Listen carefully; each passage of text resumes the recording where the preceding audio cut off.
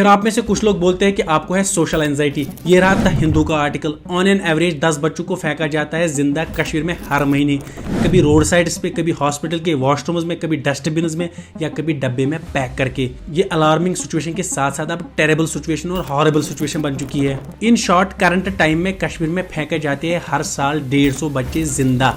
Social welfare department का कहना है कि 90% वो बच्चे होते हैं जो आउट ऑफ वेडलॉक पैदा हुए होते हैं, और जो बचे हुए 10% बच्चे हैं या तो वो लड़की होगी या कोई फिजिकली डिसेबल्ड बच्चा होगा।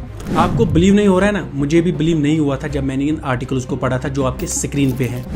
बट द क्वेश्चन इज, ऐसा हो क्यों रहा है? इन बच्चों में से 90% वो बच्चे होते हैं जो आउट ऑफ वेडलॉक पैदा हुए होते हैं। कश्मीर में आउट ऑफ वेडलॉक बच्चा पैदा होना मतलब शेम और सोशली अनएक्सेप्टेबल है।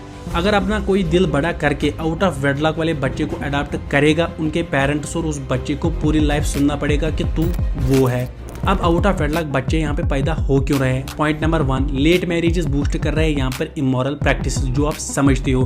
Point number 2, lack of sex education, protection जैसी चीजों को सोसाइटी में डिस्कस करोगे तो बदतमीज माने जाओगे। Reason number 2, teen pregnancies. Kashmir में अब सिग्निफिकेंटली टीन प्रेगनेंसीज भी पाई जाती है और ये टीनेजर्स लैक करते हैं completely sex education.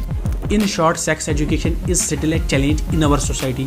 Reason number 3, gender bias society. ये आपको भी पता है, मुझे भी पता है। दुआओं में मांगा जाता है बच्चा मेल, इसलिए इन 10% बच्चों में ज्यादातर लड़कियां पाई जाती है। रीजन नंबर 4, सोसाइटी में फिजिकली डिसेबल बच्चों को एनकरेज करना चाहिए, हम उन्हें डिस्करेज करते गंदे नामों से पुकार के। ये आपको भी पता है, मुझे भी पता है। जब सोसाइटी में कोई फिजिकली डिसेबल्ड होता है या मेंटली डिसेबल्ड होता है या किसी भी तरह की डिसेबिलिटी होती है, उसे किस तरह सोसाइटी में डिस्करेज किया जाता है, किस तरह उसे गंदे नामों के साथ पुकारा जाता है, किस तरह उसके साथ मजाक किया जाता है। इसीलिए अब पेरेंट्स प्रेफर कर रहे हैं कि जो बच्चा फिजिकली डिसेबल्ड होगा उसे फेंकना। अब आप में से कुछ लोग जीनियस होंगे जो ये कहेंगे रेस्पॉन्सिबल तो वो है जो इन बच्चों को फेंक रहे हैं, गुनाह तो उनके सर पे चढ़ रहा है। मेरा मानना है कि पूरी सोसाइटी इसके लिए रेस्पॉन्सिबल है। जेंडर बियस कौन? सोसाइटी। फिजिकली डिसेबल्ड बच्चों को गंदे नाम से पुकारती कौन? सोसाइटी। अगर आप कोई आउट ऑफ वेडलॉक वाले बच्चे को अडॉप्ट करेगा, उसे वो कहेंगे, वो कौन कहेगा? सोसाइटी। अब सोल्यूशन क्या है इस प्रॉब्लम का? सोल्यूशन है सिंपल। जितने भी मैंने रीजंस कहे, अगर उसमें आप इन्वॉल्व हो तो आप भी रेस्पॉन्सिबल हो। ऐसी चीजों को अवॉइड करो। एलडी हॉस्पिटल ने अब इनिशिएटिव लिया है जहां पर आप बच्चे को सरेंडर कर सकते हो। जो भी बच्चे को सरेंडर करना चाहेगा उनकी प्राइवेसी का ख्याल रखा जाएगा।